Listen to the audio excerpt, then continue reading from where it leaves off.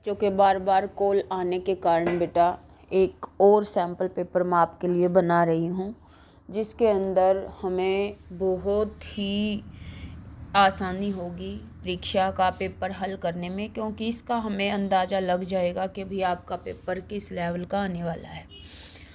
ठीक है, तो एक सैम्पल पेपर और आपके लिए बना रही हूँ। तो देखिए, इसके अंदर पहले हमारा अपठित गद्यांश आता है। तो बेटा गद्यांश सोल्व करने के लिए मैंने आपको पहले भी बताया था, पहले उसके क्वेश्चन पढ़िए, वो आपसे पूछ क्या रहा है, फिर आप गद्यांश को रीड करेंगे तो बेटा आपको कुछ कुछ समझ में भी आ जाएगा, क्योंकि आपके माइंड के अंदर एक टॉपिक डिसाइड हो जाएगा कि भी आपको किस रूप में अनुच्छेद मिलने वाला है जिसके आपने क्वेश्चन आंसर सोल्व करने हैं। ठीक है, तो चलो करते हैं स्टार्ट। फर्स्ट इसने क्वेश्चन पूछ रखा है, किस तरह के लोगों की नियति और नीति में मेल नहीं रहता है। सेकंड कहता है, खोटी नियत वाला व्यक्ति संसार में क्यों नहीं टिक पाता। नेक्स्ट कहता है, बेटा असफलता के लिए किसे जिम्मेदार ठहराना ठीक नहीं माना गया है। नेक्स्ट कहता है, लेखक ने नीति की जननी किसे कहा है। ओके, तो बेटा हमारा जहाँ तक पैसेज का सवाल है, तो वो आपका खोटी नियत वाला व्यक्ति का क्या रुतबा होता है समाज के अंदर, और जो असफल व्यक्ति होते हैं वो किन चीज़ों को बार बार दोषी ठहराते हैं। तो इस तरह का पैसेज आपका मिलने वाला है। तो देखिए क्या कहता है ये, जो लोग अपनी असफलताओं के लिए या जीवन में गतिरोध के लिए बाहरी हालातों को जिम्मेदार ठहराते हैं, वे लोग या तो गलती हैं या हालात से डरते हैं, या वे या तो जीवन को समझ नहीं पाए या उलझनों में फंसे हुए हैं। वे या तो आलसी हैं या अकर्मण्य हैं। एक कारण और भी हो सकता है कि उनकी नियत और नीति में मेल ना हो। यह अति आवश्यक है, और नियत और नीति दोनों एक सूत्र में पिरोई हुई हों, अर्थात मेल खाती हों, ऐसा कदापि संभव नहीं है। और नियत मानसिक इच्छा है जो खोटी भी हो सकती है और खरी भी हो सकती है। खोटी नियत वाला व्यक्ति कदापि संसार में नहीं टिक सकता, और यदि टिकेगा तो बहुत कम समय के लिए, केवल जब तक उसकी नियत खुलकर सामने नहीं आती, क्योंकि नीति की जननी नियत है, और जब जननी में ही दोष है तो संतान में कोई न कोई विकृति अवश्य आ जाएगी। हालातों को असफलता के लिए जिम्मेदार ठहराना ठीक नहीं लगता, क्योंकि हालात तो उनके साथ भी वही होते हैं या लगभग वही होते हैं जो सफलता प्राप्त करते हैं। यानी कि बेटा हालात सभी के एक जैसे होते हैं। कभी कठिनाइयाँ हमारे जीवन में जल्दी आ जाती हैं तो कभी बाद में आती हैं, लेकिन आती सभी के जीवन में है। तो उसी के लिए कहता है, यदि कोई व्यक्ति अपनी असफलताओं की जिम्मेदारी खुद नहीं ले सकता तो वह अपनी सफलता की जिम्मेदारी लेने के भी काबिल नहीं है। जीवन का असली आनंद तो तब है जब परिस्थितियाँ विषम हों। ठीक है, विषम परिस्थितियों के साथ बेटा हमें संघर्ष करके उनको अच्छी परिस्थितियों में बदलना चाहिए। तो ये हमारा पैसेज है। अब इसके अंदर फर्स्ट क्वेश्चन कहता है, किस तरह के लोगों की नियत और नीति में मेल रहता है। आपको बेटा 4 ऑप्शन दिए गए हैं, 4 में से कितने ठीक हैं इसके लिए वो पूछ रहा आपसे। फर्स्ट कहता है अकर्मण्य व आलसी लोग। नेक्स्ट कहता है हालात को जिम्मेदार ठहराने वाले लोग। नेक्स्ट कहता है जीवन को न समझने वाले लोग। और नेक्स्ट कहता है जीवन को खुलकर जीने वाले लोग। तो बेटा हमारा फर्स्ट ऑप्शन भी है, सेकंड भी है और थर्ड भी है, क्योंकि ये हमारे फर्स्ट 3 लाइन के अंदर सारे ऑप्शन दिए हुए हैं। इसके अंदर जो आपका दे रखा है बेटा अकर्मण्य व आलसी लोग, ये आपका दे रखा है बेटा तीसरी लाइन में। हालातों को जिम्मेदार ठहराने वाले लोग, ये दे रखा है बेटा आपका सेकंड और फर्स्ट लाइन में। नेक्स्ट जीवन को न समझने वाले लोग, ये आपका दे रखा है बेटा थर्ड लाइन में, सेकंड के लास्ट में और थर्ड के फर्स्ट में। तो हमारे 3 हैं। तो ऑप्शन देखो क्या हमारा बन रहा है। तो बेटा ऑप्शन हमारा आता है इसके अंदर फोर्थ, कि भाई फर्स्ट सेकंड व थर्ड सही है। नेक्स्ट कहता है खोटी नियत वाला व्यक्ति इस संसार में क्यों नहीं टिक पाता। क्यों नहीं टिक पाता, क्योंकि वो अपनी नीति के कारण बेटा। तो आपका ऑप्शन आ जाएगा सेकंड, ये भी आपका आया हुआ है गद्यांश में। असफलता के लिए किसे जिम्मेदार ठहराना ठीक नहीं है, तो बेटा हालातों को, ये भी आपका 5वीं 6ठी लाइनों में था। लेखक ने नीति की जननी किसे कहा है? तो बेटा ये हमारा लास्ट से नीचे से चलेंगे तो मेरे ख्याल से तीसरी ही लाइन में है ये, ठीक है। कि अभी जो कहता है कि अभी जो नीति की जननी है वो कौन है, क्योंकि नीति की जननी नियत है, ठीक है। तो आपका आ जाएगा बेटा सेकंड ऑप्शन। नेक्स्ट कहता है कथन और कारण आर को पढ़कर उचित विकल्प चुनिए। कथन कहता है जीवन का असली आनंद विषम परिस्थितियों में ही मिलता है। आपकी लास्ट लाइन में दे रखा है जब जीवन का असली आनंद तो है जब सभी परिस्थितियां विषम हो। अब इसके अंदर कारण दे रखा है जो व्यक्ति विषम परिस्थितियों में हार न मानकर उनका सामना करता है वह निश्चित रूप से सफलता प्राप्त करता है। तो बेटा ये बिल्कुल ठीक है, इस कथन को बिल्कुल ये प्रूव करता है। तो बेटा आपका ऑप्शन आ जाएगा फर्स्ट, कथन ए सही है, किंतु कारण आर कथन ए की सही व्याख्या करता है। तो बेटा ऑप्शन आपका आ जाएगा तीसरा इसके अंदर, ठीक है, तीसरा आ जाएगा। अब इसके अंदर देखिए बेटा पोइम का जो आपका अनुच्छेद दे रखा है वो देखिए। अब इसके क्वेश्चन आंसर देखिए आप। फर्स्ट कहता है परिश्रमी व्यक्ति सफलता के बारे में क्या मानते हैं। नेक्स्ट कहता है धरती और आकाश किसके कारण झुकने को विवश हुए हैं। नेक्स्ट कहता है काव्यांश में निहित संदेश क्या है। और नेक्स्ट कहता है नर समाज में कौन सा समास है। उसके बाद फिर आपका कारण और कथन का है। तो बेटा देखिए इसके अंदर अब पैसेज के ऊपर चलते हैं। पैसेज कहता है भाग्यवाद आवरण पाप का और शस्त्र शोषण का, जिससे दबा एक जन भाग दूसरे जन का। पूछो किसी भाग्यवादी से यदि विधि अंक प्रबल है और पद पर क्यों न देती स्वयं। वसुधा निज रतन उगल है उपजाता क्यों विभव प्रकृति को। सींच सींच व जल से क्यों न उठा लेता निज संचित को। निज संचित करता है अर्थ पाप के बल से और भोगता उसे दूसरा भाग्यवाद के छल से। नर समाज का भाग्य एक है वह श्रम वह भुज बल है, जिसके सम्मुख झुकी हुई है पृथ्वी विनित नभ तल है, ठीक है। तो इसके अंदर बेटा आपका फर्स्ट दे रखा है पैसेज कि भाई परिश्रमी व्यक्ति सफलता के बारे में क्या मानता है। तो बेटा फर्स्ट इसके अंदर आपका ऑप्शन दे रखा है भाग्य में लिखी होने पर ही सफलता मिलती है। नेक्स्ट कहता है कर्म करने पर ही सफलता मिलती है। और नेक्स्ट कहता है परिश्रम करने पर ही सफलता मिलती है। और नेक्स्ट कहता है भाग्य पर भरोसा न करने वाले व्यक्ति को ही सफलता मिलती है। तो बेटा इसके अंदर हमारा ऑप्शन आएगा फर्स्ट ऑप्शन को छोड़ के। बाकी हमारे तीनों हैं कि भाई जो परिश्रमी व्यक्ति है बेटा वो भाग्य पर निर्भर नहीं होता कि भाई उसके भाग्य में सफलता लिखी है तो मिलेगी, बल्कि वो कर्म में विश्वास रखता है, सेकंड ऑप्शन आ जाएगा। थर्ड आ जाएगा वो परिश्रम पर ही सफलता निर्धारित मानता है और भाग्य पर भरोसा न करके व्यक्ति अपने कर्म पर करता है। तो ऑप्शन आपका फोर्थ बन जाएगा। नेक्स्ट कहता है धरती और आकाश किसके कारण झुकने को विवश हुए हैं। तो बेटा इसके अंदर आपका दे रखा है कि भी जब व्यक्ति क्या करता है बेटा परिश्रम करता है तो परिश्रम के कारण, ठीक है। इसके अंदर जैसे आपका इसके अंदर लिखा भी हुआ है कि भाई जो मनुष्य है इसके अंदर बेटा मैन परिश्रम पर बल दे रखा है। तो ऑप्शन आपका आ जाएगा धरती और आकाश कब झुकते हैं जब मनुष्य परिश्रम करता है। फिर कहता है काव्यांश में निहित संदेश क्या है। तो बेटा संदेश क्या है आपका ऑप्शन आ जाएगा बेटा दूसरा भाग्य का सहारा त्याग कर परिश्रम करना। फिर कहता है नर समाज में कौन सा समास है। नर उसमें पूछ रखा है बेटा नर समाज में कौन सा समास है। तो बेटा आपका आ जाएगा नर और समाज, द्वंद्व समास आ जाएगा फर्स्ट ऑप्शन। नेक्स्ट कहता है कथन ए और कारण को पढ़कर उचित विकल्प दीजिए। तो कथन कहता है भाग्यवादी व्यक्ति सदा अपने भाग्य को ही दोष देता रहता है। नेक्स्ट कहता है भाग्यवादी मनुष्य अपने लक्ष्य में कभी सफलता प्राप्त नहीं कर सकता।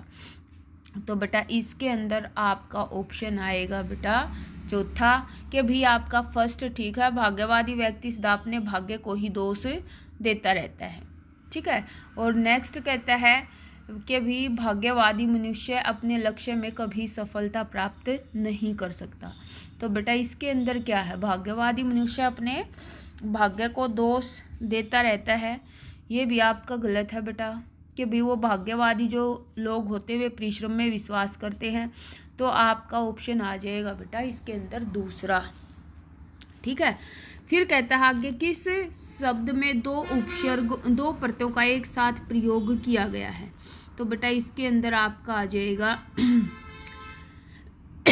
चौथा ऑप्शन कि भाई शीतलता, शीत शब्द आ जाएगा, लता और ता दो प्रत्यय हैं एक साथ। नेक्स्ट कहता है इसके अंदर पवित्र शब्द में कौन सा प्रत्यय है? पवित्र, तो आपका इतर आ जाएगा बेटा, तो ऑप्शन आपका आ जाएगा तीसरा।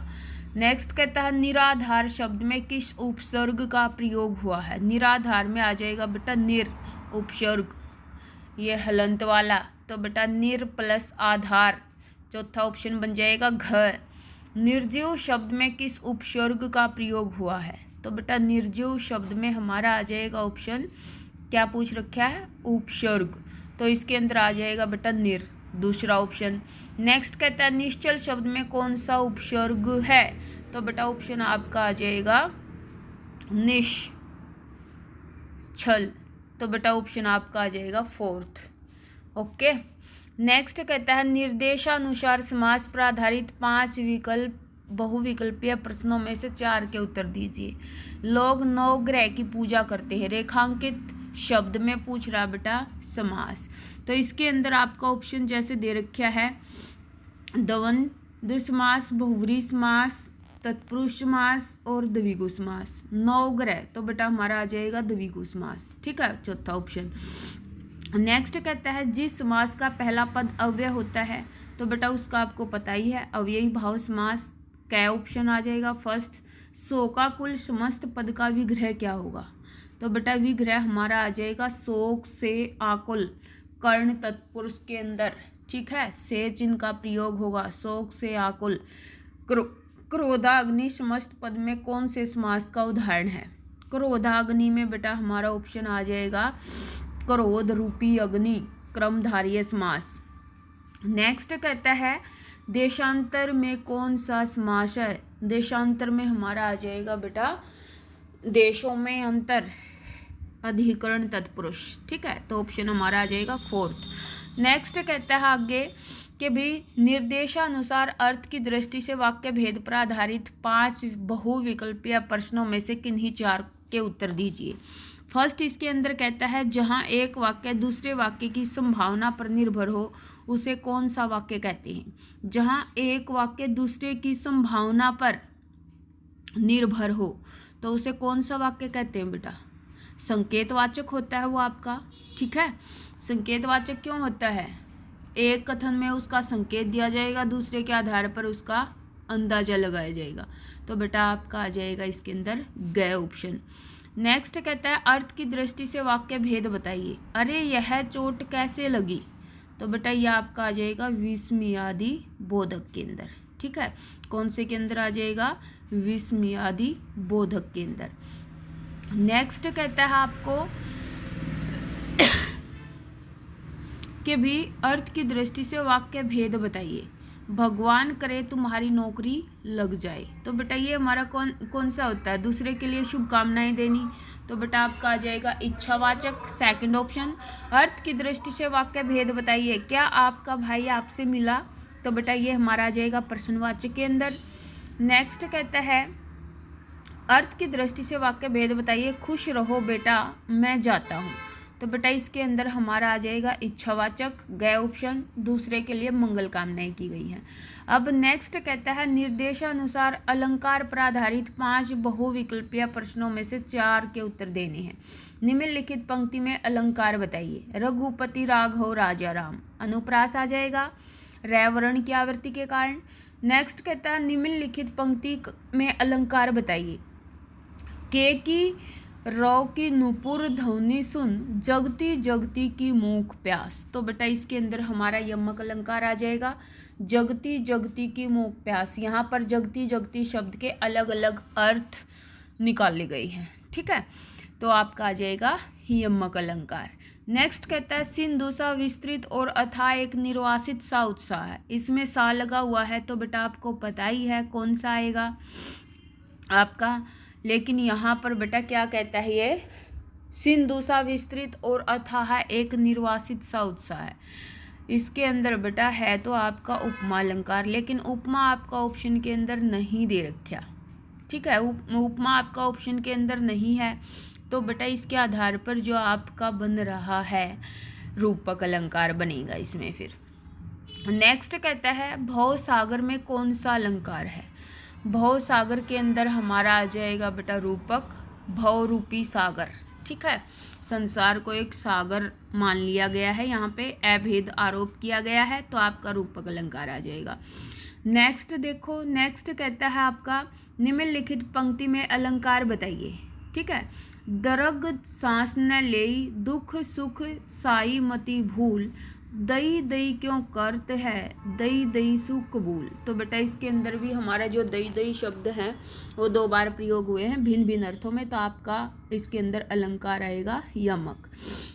नेक्स्ट आपका पाठ का पैसेज दे रखा। पाठ का पैसेज मैं पढ़ नहीं रही, मैं वैसे सोल्व करती हूँ। ठीक है, तो बेटा इसके अंदर देखिए क्या दे रखा है, छोटी लड़की बैलों को क्या खिलाने आती है। तो बेटा रोटियाँ, 4th ऑप्शन आ जाएगा।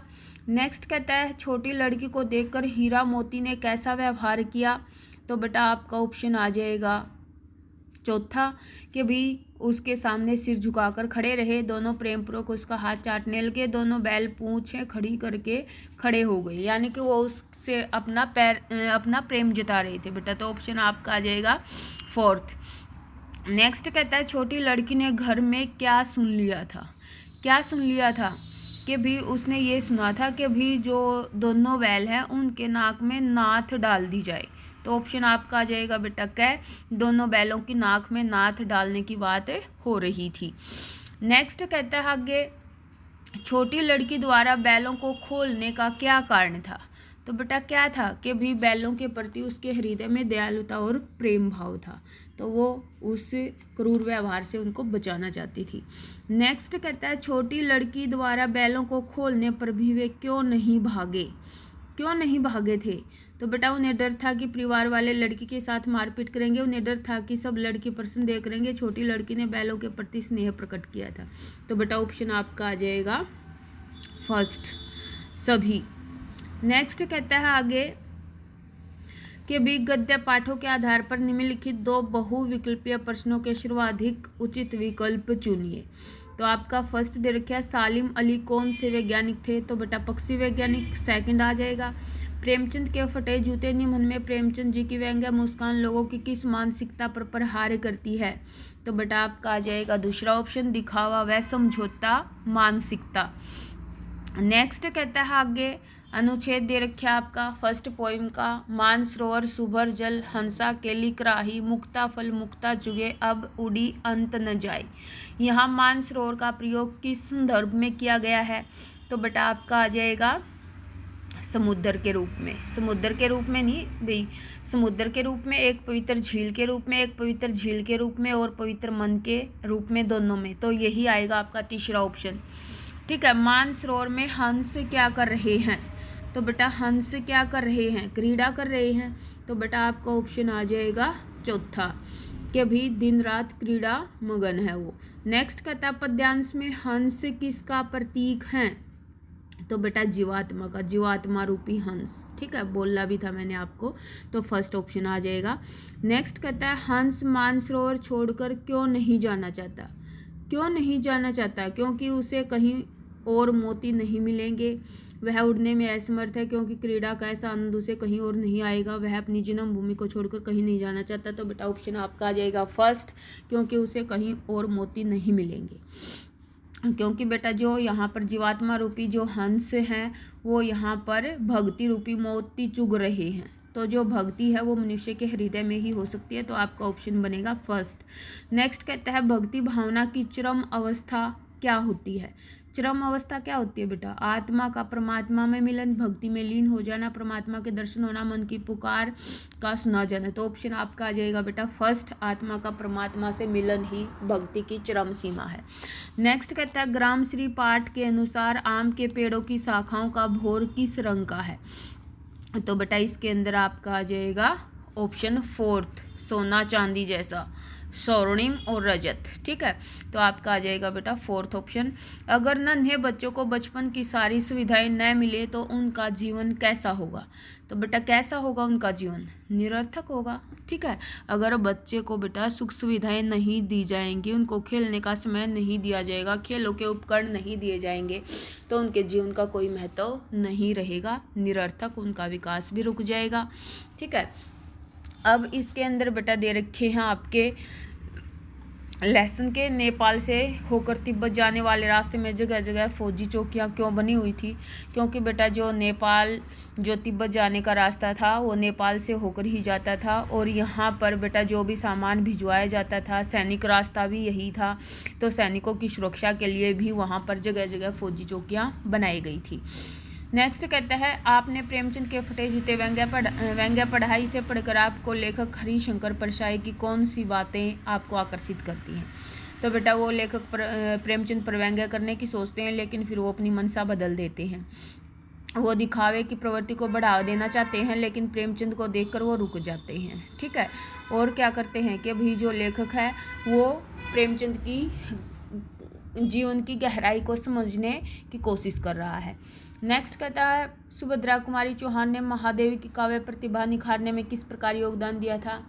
किस प्रकार दिया था कि बेटा जो सुभद्रा कुमारी चौहान थी वो महादेवी वर्मा से उम्र में भी बड़ी थी, हॉस्टल में एक कमरे में रहती थी।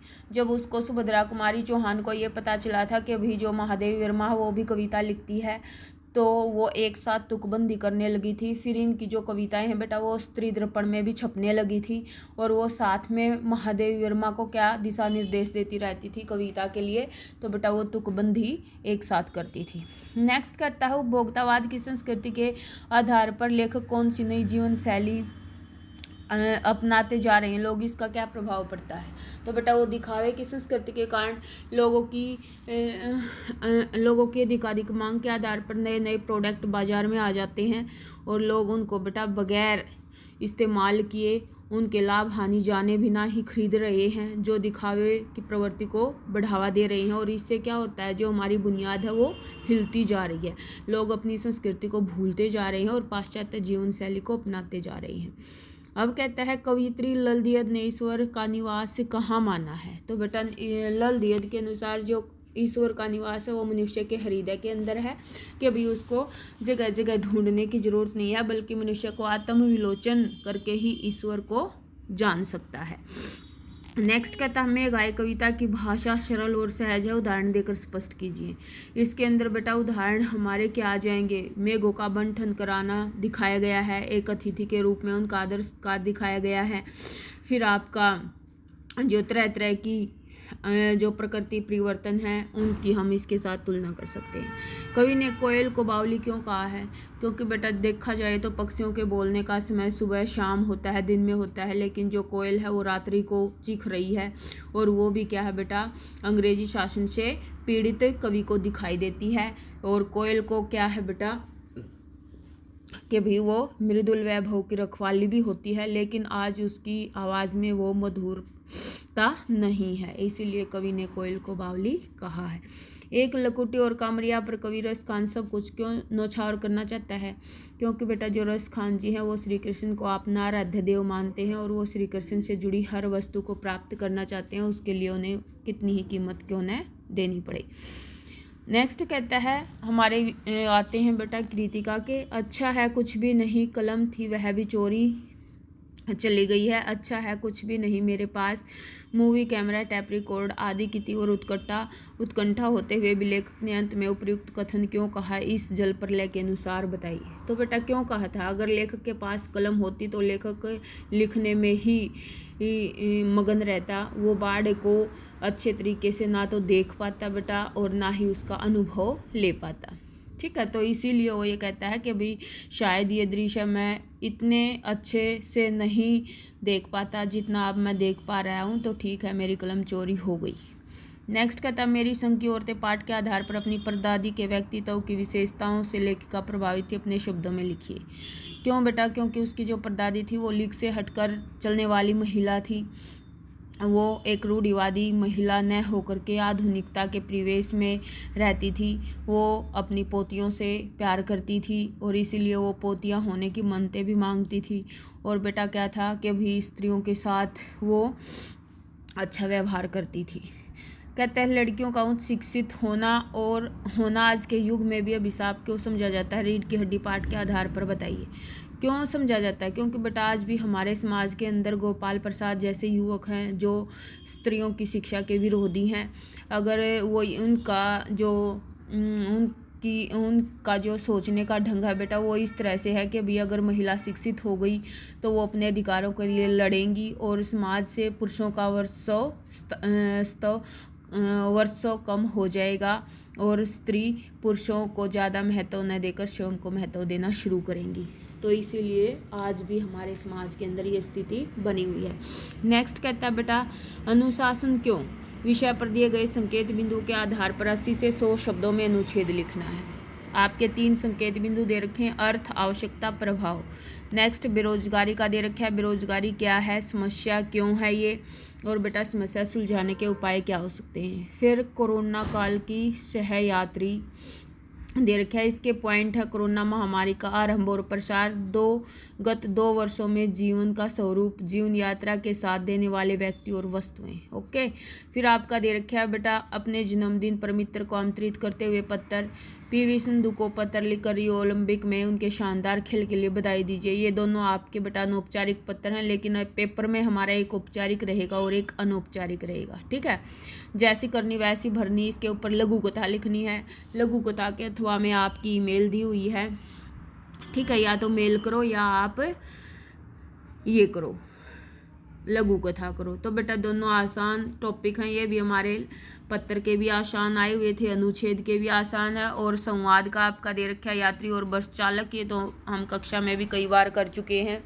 और विद्यार्थियों के वार्षिक उत्सव ये भी हम कर चुके हैं बेटा। सूचना पट जो ये टॉपिक दे रखा है। ठीक है, तो पेपर कुल मिला के बेटा ज़्यादा डिफ़िकल्ट नहीं रहेगा। मैं भी दूसरा हमने सैम्पल पेपर कर लिया, तो ऐसा कोई हमें क्वेश्चन नज़र नहीं आया जो आप ना कर सको। तो बेटा अपने ऊपर विश्वास बनाए रखिए। ठीक है, तो बेटा पेपर को अपने दोस्तों के साथ शेयर कीजिए ताकि उनकी भी परीक्षा में हेल्प हो सके। बेटा वीडियो को लाइक करें, शेयर करें, कमेंट के माध्यम से अपनी प्रतिक्रिया दें और चैनल को सब्सक्राइब करना ना भूलें। जय हिंद, जय भारत।